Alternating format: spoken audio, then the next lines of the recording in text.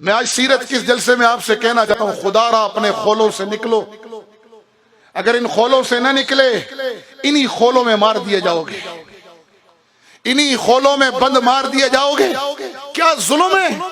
جو تبلیغ میں نکلا ہے وہ جہاد کی مخالفت کر رہا ہے، جو جہاد میں نکلا ہے وہ مدرسوں کو ٹیڑھی نگاہوں سے دیکھ رہا ہے اور کہہ رہا ہے یہ کچھ نہیں کر رہے، اور جو مدرسوں میں بیٹھا ہوا ہے وہ مجاہدین کا انکار کیے بیٹھے ہیں، اور جو جہاد میں نکل جائے وہ خانقاہوں والے سیاست کا، سیاست والے فلاحی کاموں کا۔ یہ کیا ظلم برپا ہے؟ تم نبی کی امتی ہو یا کسی شعبے کے غلام ہو؟ تم نے رسول اللہ کی غلامی کا توق پہنا ہے یا کسی شعبے کی غلامی کا توق پہنا ہے؟ اگر یہ کام تم اپنے باپ کے گھر سے لائے تھے پھر لڑو، کیونکہ یہ تمہارے باپ کی جائیداد ہے۔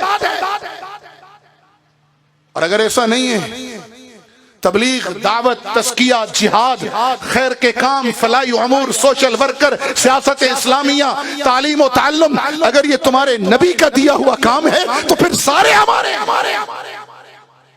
کیوں تقسیم ڈال رکھی ہے؟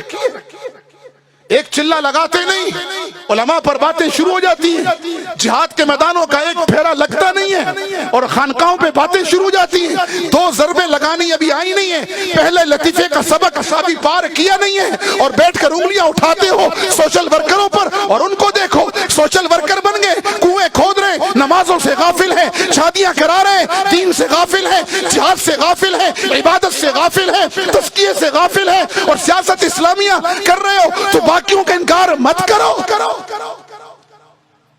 بنفسی، نہ میں مدرس ہوں، نہ صوفی ہوں، نہ مبلغ ہوں، نہ مجاہد ہوں، نہ سوشل ورکر ہوں، نہ سیاستدان ہوں، کچھ نہیں ہوں۔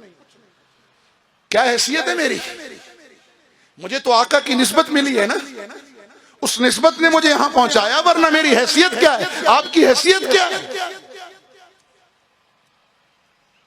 نکلو ان خولوں سے، جوڑ کے مینڈک مت بنو، تم تو رحمت للعالمین کی امت ہو، تمہیں پوری دنیا کی ہدایت اور غلبہ دین کے لیے نکالا گیا۔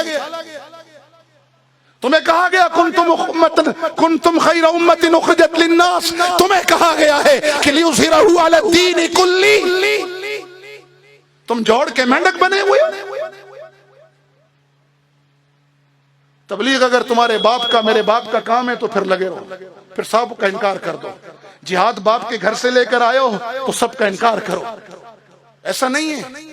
میں مجاہد اس لیے ہوں کہ میرا نبی مجاہد اعظم تھا، میں مبلغ اس لیے ہوں کہ بلغ ما انزل الیک من ربک، یہ آیتیں میرے نبی پہ نازل ہوئی ہیں، میرا نبی مبلغ اعظم تھا۔ میں تزکیہ اس لیے کر رہا ہوں اور کرا رہا ہوں کہ میرے نبی کی ذمہ داریوں میں تھا وَيُزَكِّيهِمْ، جی ہاں میں خدمت خلق اس لیے کر رہا ہوں کہ میرے نبی نے فرمایا تھا خیر الناس من ينفع الناس۔ میں سیاست اسلامیہ میں اس لیے نوکر بن کے چلتا ہوں اپنے اکابر کا کہ میرے نبی نے تخت مدینہ پر بیٹھ کر سیاست اسلامیہ کی بنیاد ہی نہیں رکھی، کر کے دکھائی ہے۔